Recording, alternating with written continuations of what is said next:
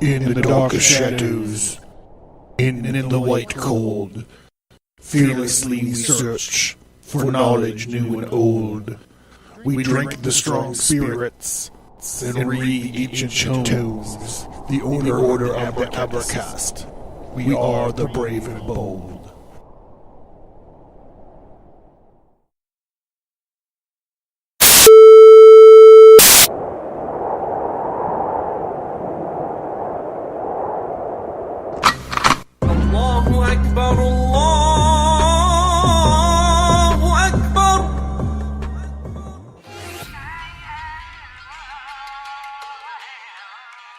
Stigmata Studios presents The Jin Jihad. The Jin Jihad kicks your face with myths, mysteries, epic battles, suicide bombers, quirky characters, and divine power armor. In this epic graphic novel, the warrior archangels descend on a city in chaos. It's all-out war. The non-standard assembly battles an ancient terrorist organization and their ultimate weapon, a corrected, magically enhanced, unstoppable monster, the Jinn.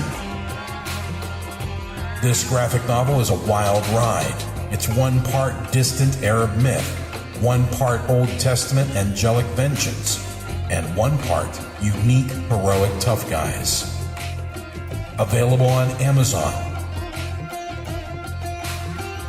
Get more info on the Jin Jihad and other titles at stigmatastudios.com.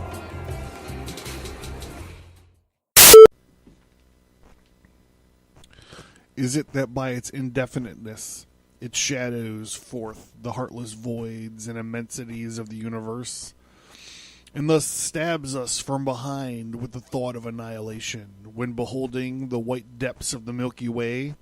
Or is it that in essence, whiteness is not so much of a color as the visible absence of color, and at the same time, the concrete of all colors? Is it for these reasons that there is such a dumb blankness, full of meaning, in a wide landscape of snows, a colorlessness, all color of atheism from which we shrink? And when we consider that other theory of the natural philosophers, that all other earthly hues, every stately or lovely, emblazoning the sweet tinges of sunset, skies and woods, yea, and the gilded velvets of butterflies and the butterfly cheeks of young girls, all these are but subtle deceits, and not actually inherent in the substances, but only laid from without, so that all defined nature absolutely paints like the harlot, whose allurements cover nothing but the carnal houses within. And we proceed further and consider that the mystical cosmetics which produces every one of her hues, the great principle of light, forever remains white or colorless in itself, and operating without medium upon matter, would touch all objects, even tulips and roses, which its own blank tinge. Pondering all this, in this palisade universe lies before us a leper. And like willful travelers in Lapland, who refuse to wear colored and coloring glasses upon their eyes, so the wretched infidel gazes himself blind at the monumental white shrouds that wrap all prospect around him. And all of these things, the albino whale was the symbol. Wander ye, then, at the fiery hunt.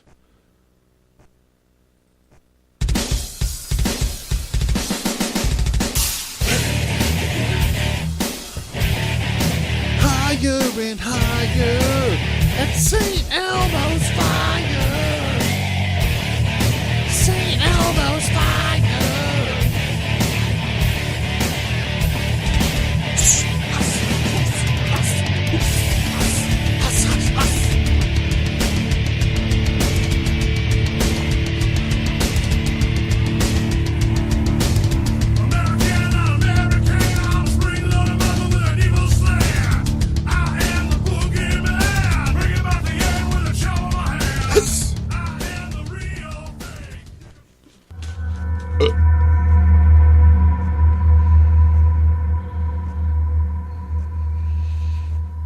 The Abercast.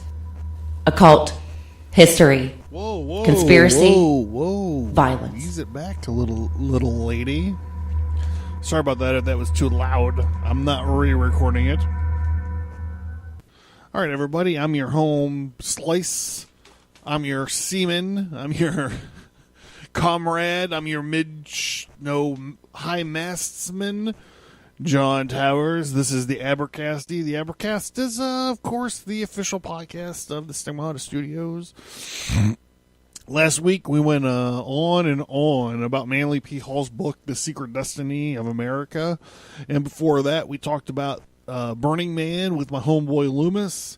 And before that, we talked in depth about the Babylon working. I'd like to say that right now, yo, bros, it's finally here.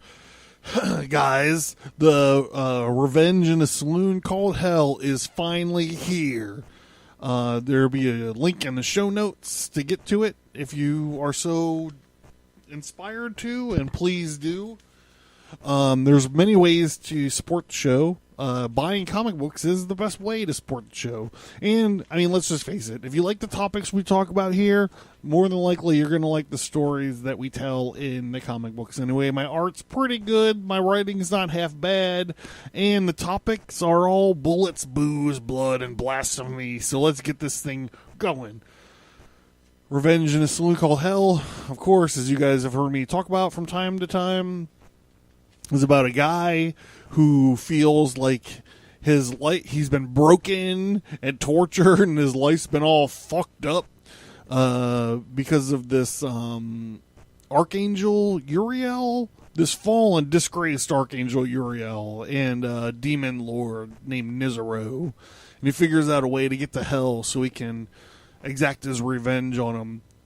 I might have blown the wad there at the title. This is why Tolkien didn't want to name Return of the King Return of the King. He felt like it kind of gave it away. But here we go. Revenge in a Saloon Called Hell. It's actually also like an open love letter to spaghetti westerns. So if you're my age and you like the spaghetti westerns, I don't have a commercial for it yet. It'll get put in the rotation as soon as I do. But right now you're just going to have to hear me talk about it. Coming up right behind that is going to be the Brass City. And the Brass City is basically, it's like Old Man McCord. If you put, an old World War II war bot in this war against terror, all the things that happened to him. I'm just trying to figure out an elevator pitch for that one. It's like literally, it's right around the corner. So, I don't know,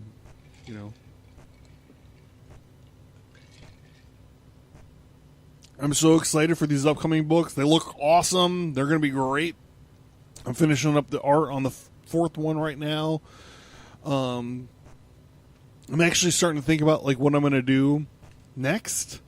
And I think I figured it out. I think I'm going to I'm a Marvel guy. I've always been a Marvel guy. Like even as a kid, I was a Marvel guy. However, this whole fake diversity thing that's going on, I feel like I need to respond to. So I think my next story that I'm going to tell, and somehow it's going to you know what I'm talking about. Like Thor's a woman. The guy who was Thor is like the unworthy Thor because he's a man, and Captain America's a bad guy, but the new Captain America's a black guy, and new Spider-Man's a black guy, and Ms. Marvel's like a Muslim, and Hulk is he's an Asian kid. Iron Man's like a black teenage girl. I mean, the world is crazy. I might name it Social Justice Warriors with the Z, to make it real Generation X, real poppy, real 90s, I don't know, we'll see. That's just kind of what I'm thinking. I'm off script. I'm just kind of thinking in my head or whatever, but yeah, we're going to really lay it into these fuckers. We're really going to get into it. So I'm excited for these upcoming books. They look awesome. They're right around the corner. I hope everybody digs them. If you get into looking at them. If you buy them, that's awesome. Another great way to support the books is word of mouth. Like, get the word out, folks.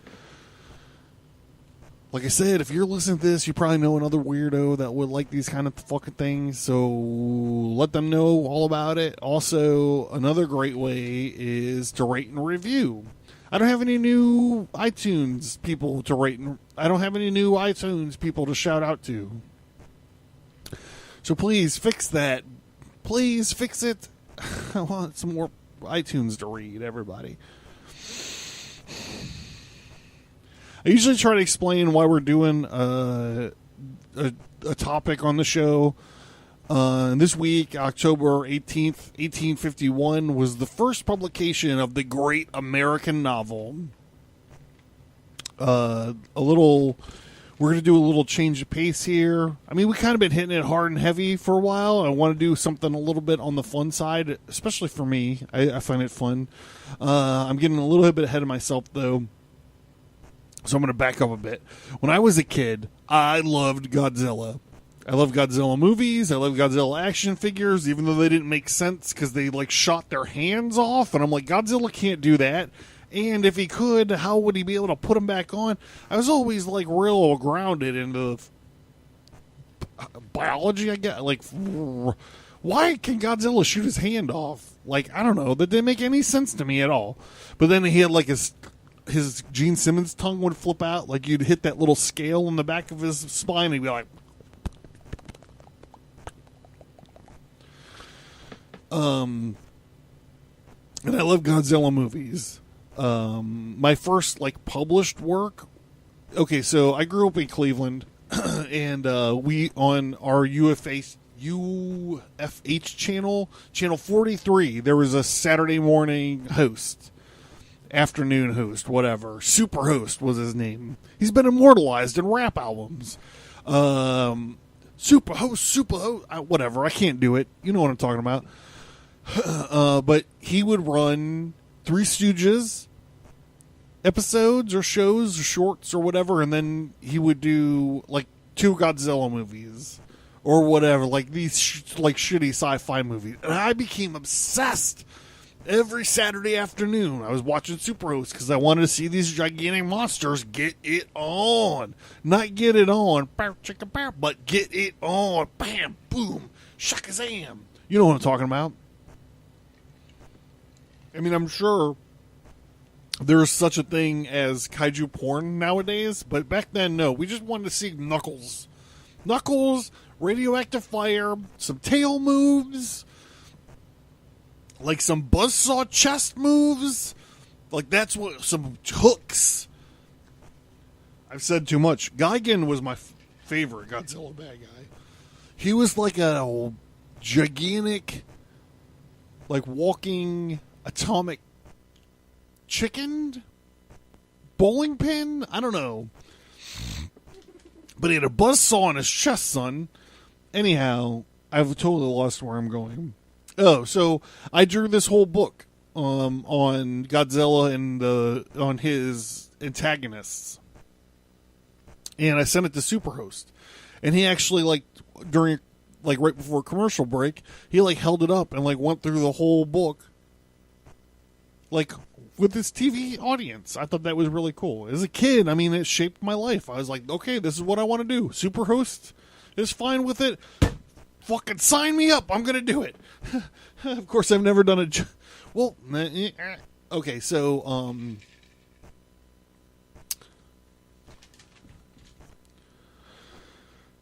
okay, so along with Godzilla movies, I also became obsessed with the 1956 Gregory Peck movie called Moby Dick. This is not to be confused with the 2 John Barrymore, Sea Beast and the Whale, or Moby Dick, or whatever it was called. This was the 56 Gregory Peck Moby Dick. It's adaptation straight up from Herman Melville. I was obsessed with it. It's actually weird because now that I'm thinking about it, I was also obsessed with Popeye.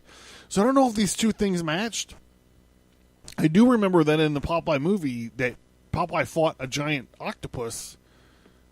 So, I mean, it might be linked in my 5-year-old brain. I don't know. I'm not sure. I don't know. I can't answer that, son. I got a lot of reading to do. I should slow down.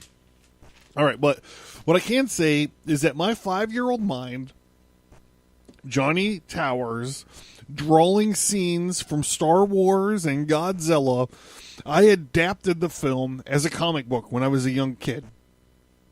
I actually decided I'm going to try to find these and post them up on my Instagram this week. So if you guys are interested in what what a 5-year-old John Towers, how he could have adapted this movie into a comic book when he was 5 years old, I'm going to try to find these. I'm going to try to put them up. I haven't done it yet, so I probably shouldn't be talking about it. But if you want to just tune in on my Instagram, it's Stigmata Studios. Try to find it. You could see it. I'm going to put it up. I swear I'm going to try to find it. So I would do I'm not going to post these. I don't have these. I'm just talking about the straight up adaptation of the Gregory Peck movie into like crayons, me drawing it as a 5-year-old kid. But what I did do is I also worked a lot on this thing of like where Godzilla would fight Moby Dick. But I did this a lot. This was like a staple through my whole life. Like when I was in middle school, I did comics of Ghostbusters fighting Beetlejuice.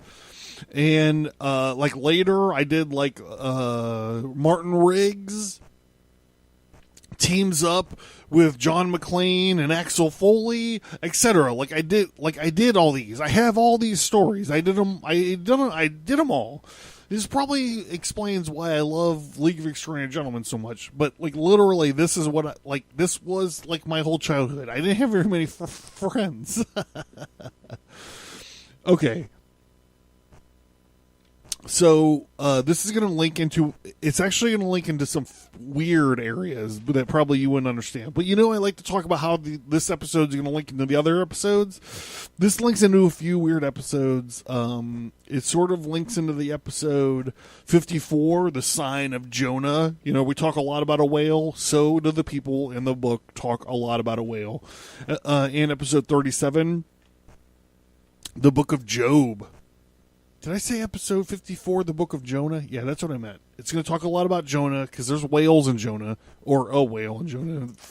Episode 37, we're also going to talk about the book of Job, specifically about the Leviathan in Job. So I want you to mix up your jinn jihads. I'm going to try to do this in one episode. I'm already running along. God, I got to stop doing these long fucking shows. Okay. Focus.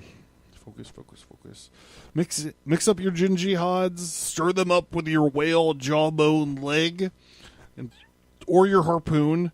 Tonight, dear listeners, I want to say thank you guys for listening too, by the way. Thank you guys for spending your time with me babbling on about fucking Moby Dick. We've all read the book probably. We all don't really need to listen to this, and we're all probably like, who gives a fuck about kaijus? But just hold on. We're going to talk about the first kaiju. It's the first American kaiju, which actually means that we got two great kaijus, and the Japanese only got one great kaiju. We're going to get into all this later, but we're going to talk about Moby Dick, son.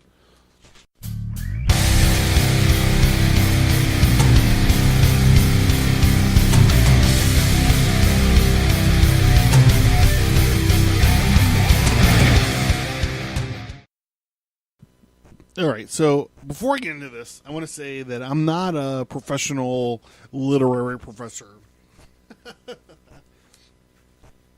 I'm just a guy who loves giant monsters or whatever. And for whatever reason, this movie has been imprinted in my brain. I've read the book numerous times, and I'm obsessed. I'm obsessed with it, and I think that I can give a pretty good argument about why Moby Dick should be should be recognized as the first kaiju, whatever, the first giant fucking monster. So people see many things in this book, especially nowadays, like the women's studies and the homosexual studies and, the studies of whatever, blah, blah, blah. All this bullshit, like these people that are in these classes are never going to be able to get jobs. But a lot of people see things in these books. Some people look at this book and see a comment on slave workers in the United States. Some people, which this actually, out of all of them, has a little, might have a peg to stand on, which is homosexuality. This one, antagonizing Catholicism and religion, definitely has a cross to stand on. And, of course, you can't get anything without saying, well, this is a statement on the systematic male aggression pattern, whatever the fuck that means.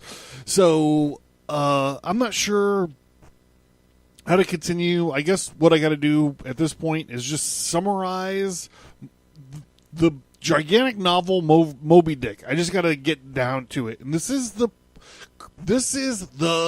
American novel. Like, people have been trying to write it for years. This is the best one. This is it. And here we go. It starts with this dude. We don't ever really know his name because he just says, "Call me Ishmael." Now, it's important to I think it's important to figure out that, because the names become important. Ishmael is the cast-out son of Abraham. So Abraham had two sons. He was like, I'm going to like this one and get rid of this guy. And Ishmael's like I don't know if we should say the father of like the Arabs and all this other kind of stuff, the progenitor. I don't know. So he's like, Ishmael is like losing his mind. I think, because he says some really crazy stuff. He's talking about like needing to get back to the ocean before he starts knocking people's hats off their head in the middle of the streets. And he also talks about how he's broke. So here we go. This is Moby Dick, Chapter 1. Loomings. Call me Ishmael.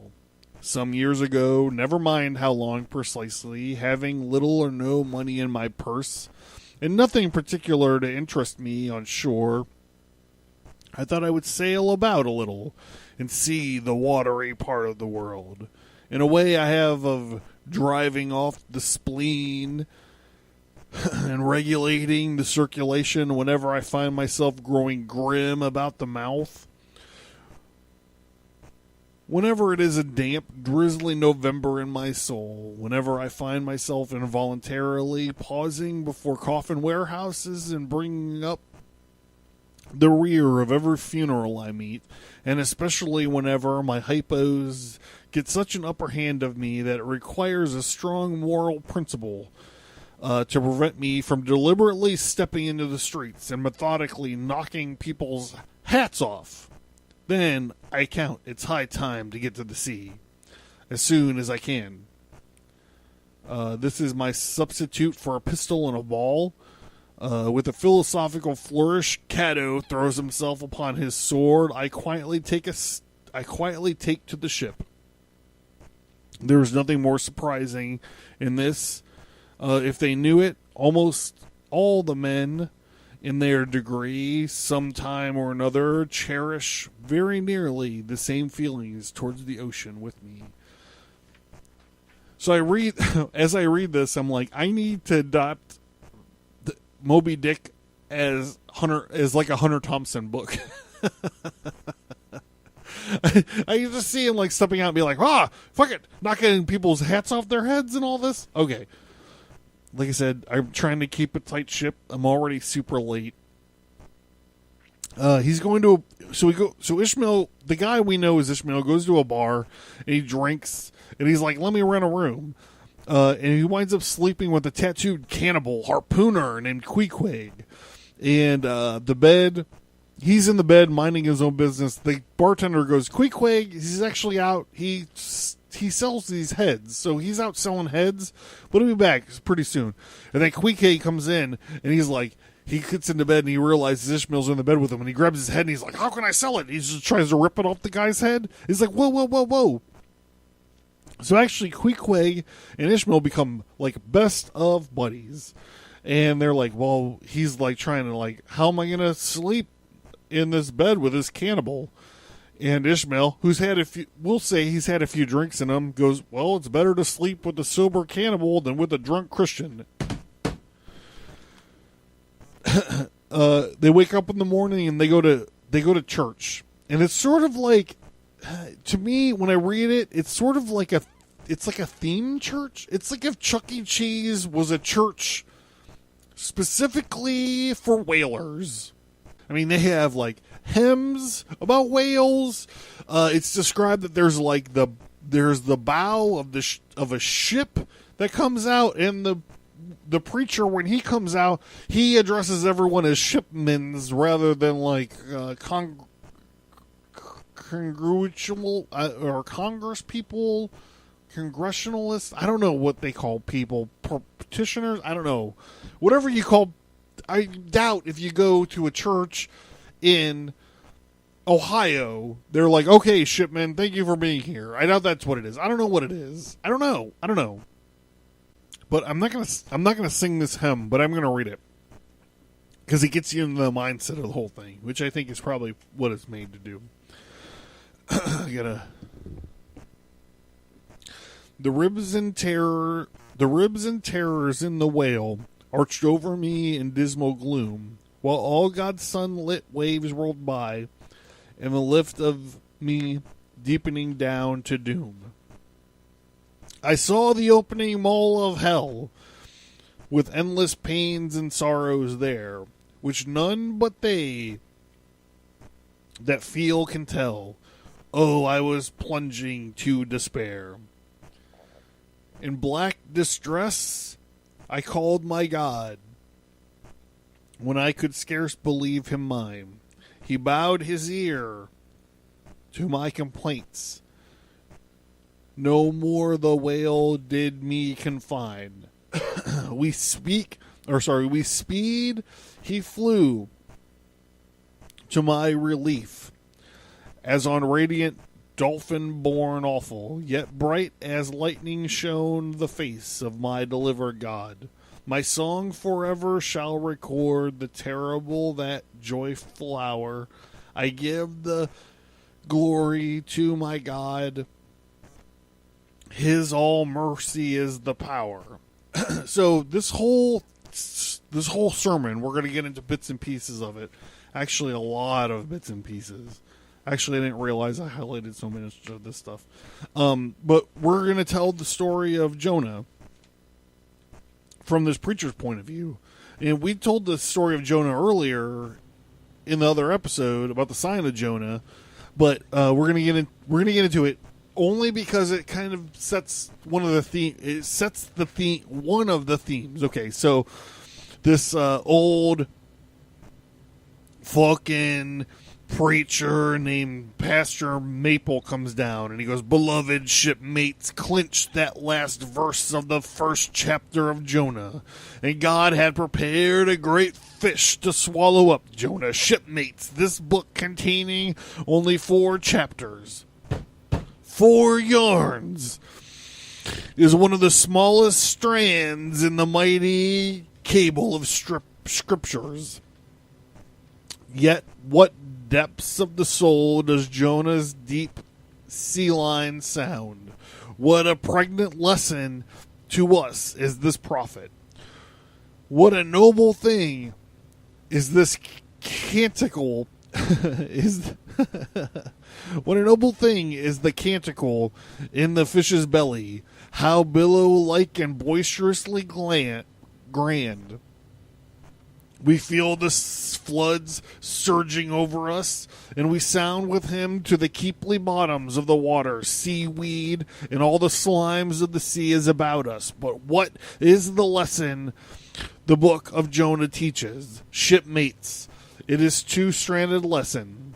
A lesson to us as all sinful men, and a lesson to me as a pilot of the living God. As sinful men, it is a lesson to us all because it is a story of the sin, the hard-hearted, suddenly awakened fears, and the swift punishment, repentance, prayers, and finally the deliverance of joy of Jonah. As with all sinners among men, the sin of the son of Amittai was in his willful disobedience and the command of God. Never mind now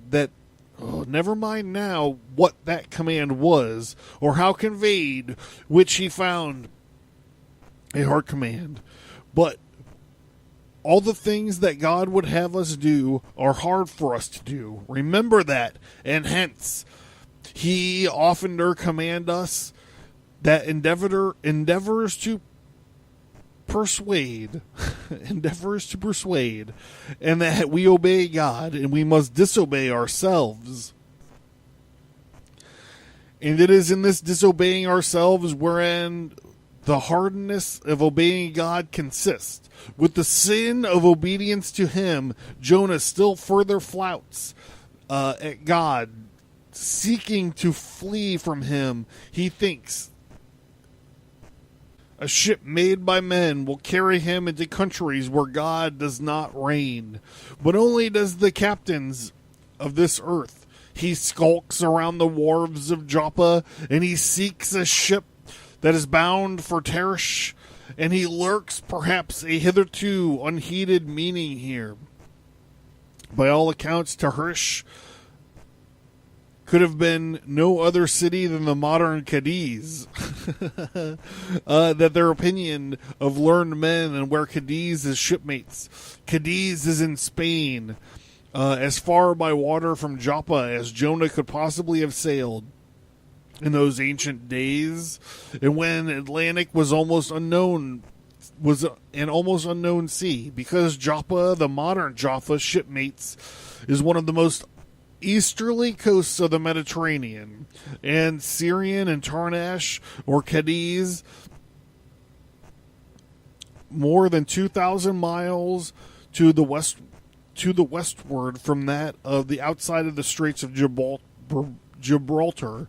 See ye not then, shipmates, that Jonah sought to flee the world wide from God? Miserable man, oh, the contemptible, and the worthy of all scorn, with slouched hat and guilty eye, skulking from his God, prowling among the shipping like the vile burglar hastening from the sea. So what he's saying is Jonah's running. Okay, so first off, Jonah gets a message from God where he's like, you need to go to Nineveh and preach.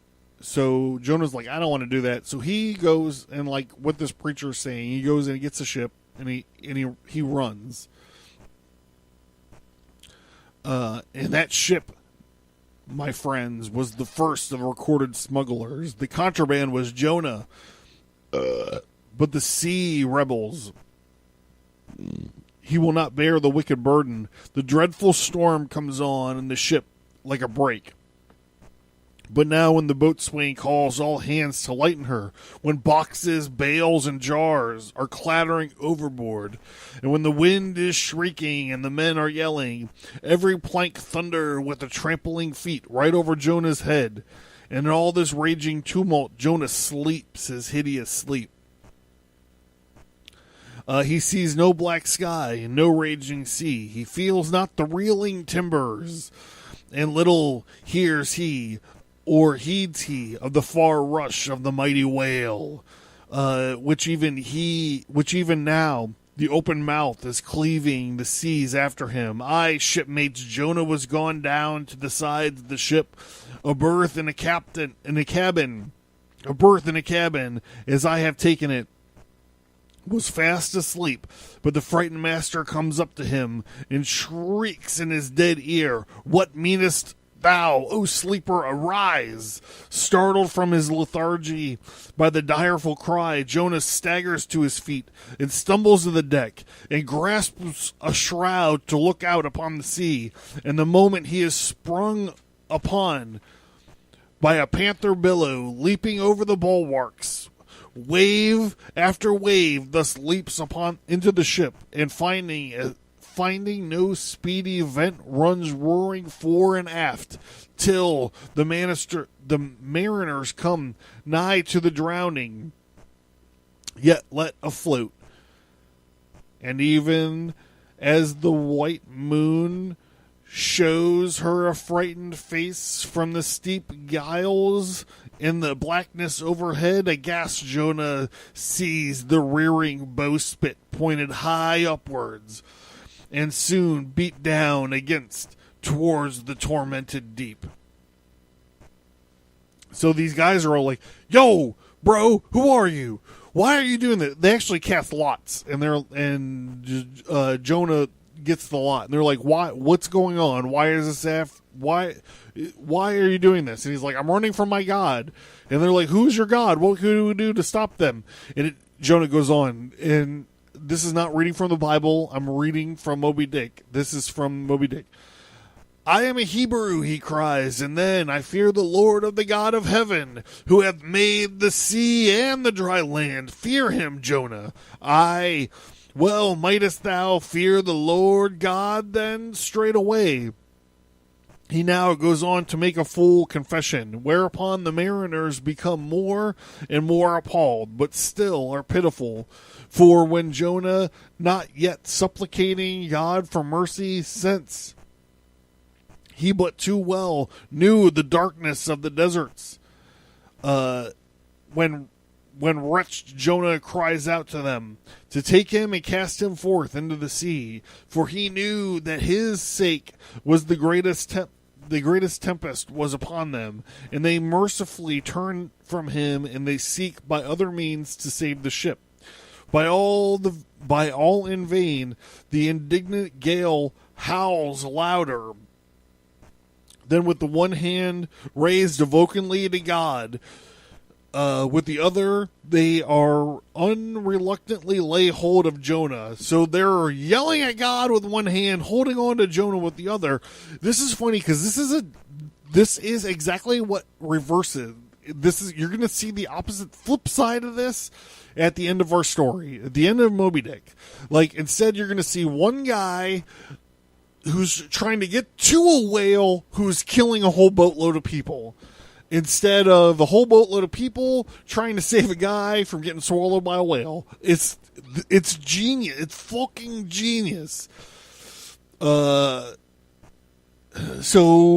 I think he goes overboard. And the Jonah prayed unto the Lord out of the fish's belly, but observe his prayer and learn a weighty lesson. For sinful as he, Jonah does not weep and wail for direct deliverance. He feels that his dreadful punishment is just, and that he leaves all his deliverance to God, contenting himself with this, that, spite of all of his pains and pangs, he will still look towards his holy temple, and here, shipmates, is a true and faithful repentance, not an elaborateness or a pardon, but grateful for punishment. And how pleasing to God is this conduct to Jonah is shown in the eventual deliverance of him from the sea and the whale. Shipmates, I do not place Jonah before you to be copied for his sin, but I do place him before you as a model for your repentance. Sin not, but if you do, take heed and repent to the like of Jonah. So this preacher actually has got it all figured out here towards the end. And if Ishmael just paid attention, he could probably see some of the warning signs coming up. Like, in the end, we're going to get to a guy who's revenge-filled. And all he wants is to get and kill this whale. And he's dragging everyone with him. And ahead, he's not paying. This is the thing. We haven't been introduced to Captain Ahab yet, but this is the thing. Captain Ahab is going against the religious and natural order of the world, and it's going to wind up damning everybody. So he winds up, getting a job on a whaling boat, the Pequod, both Ishmael and Queequeg, the cannibal harpooner. They set out, I think on Christmas Day they leave. And the captain hides. He's nowhere to be found. But when they're sleeping at night, they can hear him pacing on the deck with his peg leg. He's got one good leg and one leg made out of a jawbone of a whale. But they never see him. Eventually he comes out and he's like, "Yo, I'm hunting the white whale, y'all." And they wind up getting a regular colored whale. I don't know. And then you wind up with like hundreds of pages of him explaining the processing of a whale. So I'm pretty sure Herman Melville had like whale processing experience. And he goes through and he's like talking about like, you got to get the oil out of its nose and all this stuff. And Captain Ahab actually makes himself present. He admits that he lost his leg to Moby Dick and that he's after revenge.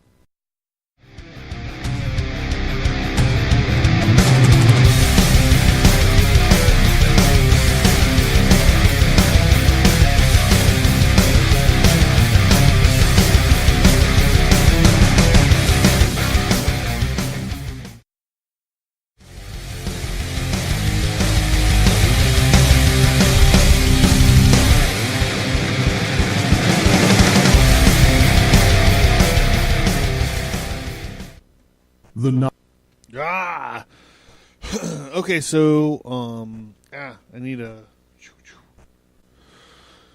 All right, so unfortunately, I'm just gonna have to stop. I got a bunch of work piling up, so I just need to stop. Instead of dropping this in like 2 or 3 parts in 1 week, I really got to start paying attention to my time. Things that you guys can do to sort this out would be to rate and review the show, buy some comic books, tell some people to tune in, whatever. I'm not going to get too far into it or like to deal with it or whatever. Find another show that fucking drops 2.5 hours worth of stuff in 1 week. I'm okay. So anyhow, but I do have to break this up because I do have art that I got to get to. So I'm sorry. So here we go. The ways to support the show: rate and review, word of mouth, buy some comic books. I told you all about a bunch of comic books. I actually got a brand new one called Revenge in a Saloon Called Hell coming out. It's out already. I'll put the link in the actual show notes. There you go. So go ahead and do that. So what we're talking about, we're going to go into this a little bit deeper. Next episode is we're going to talk about I think that kaiju actually, if you get rid of the Japanese title, like kaiju is actually, even mainstream people point to King Kong as like the first kaiju. Or like, Godzilla was heavily patterned after Godzilla. I mean, Godzilla happened in 1930, 32, something like that. And Godzilla happened in the 50s after the atomic bomb dropped. So, I mean, we're not talking about the same thing, but we're talking about gigantic things. And my idea was to point how all of this, like, okay, we're not talking about slavery. We're not talking about the African slave trade. We're not talking about the atomic bomb. What we are talking about is man versus the universe, or man versus actually, Moby Dick winds up becoming the awesomest kaiju when you get down to it.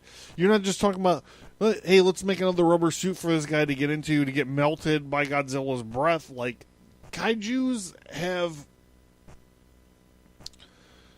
a law of diminished returns, son. I mean, how many times can we see a giant monster? But, okay, so this is what I'm saying. So there's a little preview of the next episode or whatever, but literally I got to get into some drawing. Like, I really got to ink some pages. I'm falking, dying, so I'm got to ink some pages.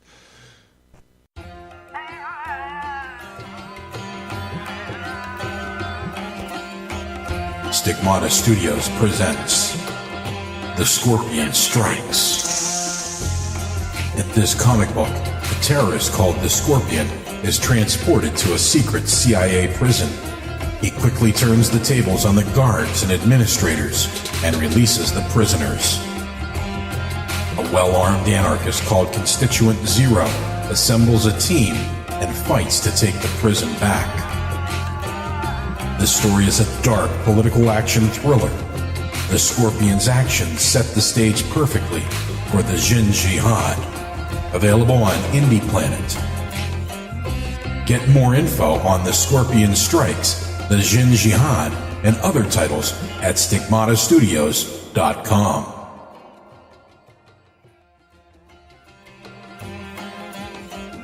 Stigmata Studios presents The Test of the Scorpion. In this comic book, while the Jin Jihad is raging on one side of the city, the terrorist called the Scorpion sets a secondary attack in motion as he obtains a small tactical nuclear bomb. A mysterious, ever-living warrior called Cyrus the Dead Guy steps forward to test the faith of the Scorpion and his lunatic followers. This is an action-adventure story. It's a bit of swashbuckler that wraps up the Jihad stories. Available on Indie Planet. Get more info on The Scorpion Strikes, the Jin Jihad, The Test of the Scorpion, and other titles at stigmatastudios.com. I'm out here everywhere trying to do everything but ink some pages. So here we go. We're going to get into this, and then we're going to go and we're going to ink some pages. And next week, I swear to God, everybody will do, hopefully we'll wrap up. But there's a lot of reading. Hopefully next week we'll wrap up this Moby Dick thing. I'm sorry for cutting this off. I get you guys into this thing about like dropping like 2-3 episodes at a time, but I'm sorry. I'm not sure how much I should talk about it or how much everyone's going to be pissed. I'm not sure. Let me know. stigmatastudios.com. Find me on the Twitter, the Instagrams, whatever. And I remember, I am going to find these fucking...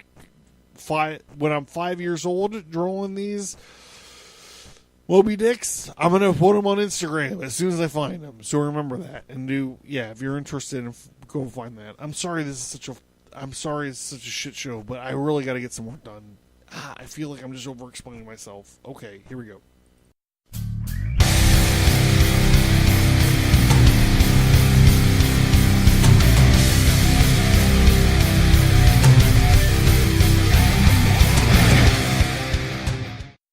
So, to play us out, this is Soda Jerk with Head On Collision.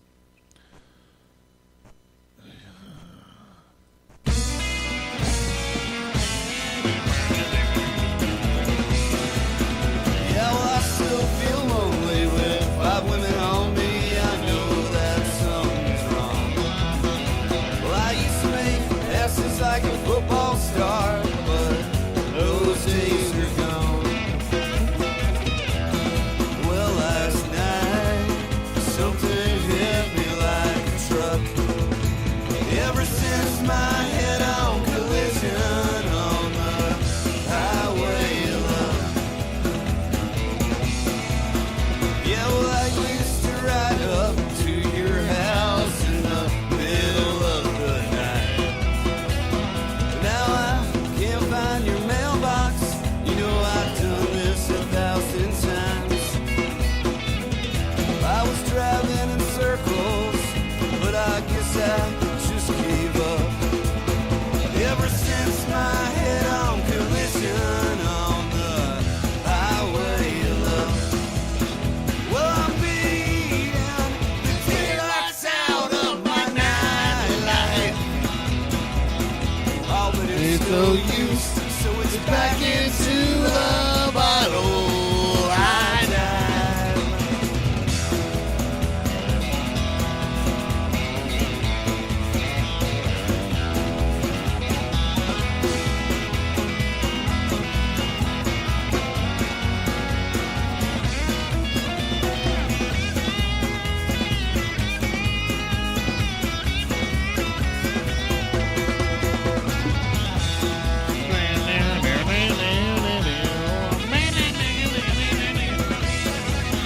Yeah, well, I've been with blondes, I've been with brunettes, yeah, it's all the same, man, daughter. Yeah, it hurts the same when they curse your name and then they walk all over your heart. I'm down for the last count, I ain't never getting up. Ever since my head on collision on the highway of love. Ever since my head on collision on the highway of love.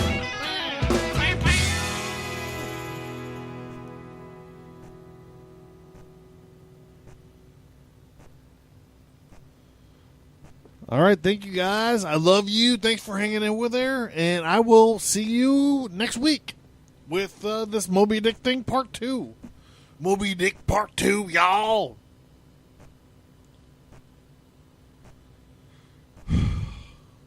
Just support the show, support the show, support the show.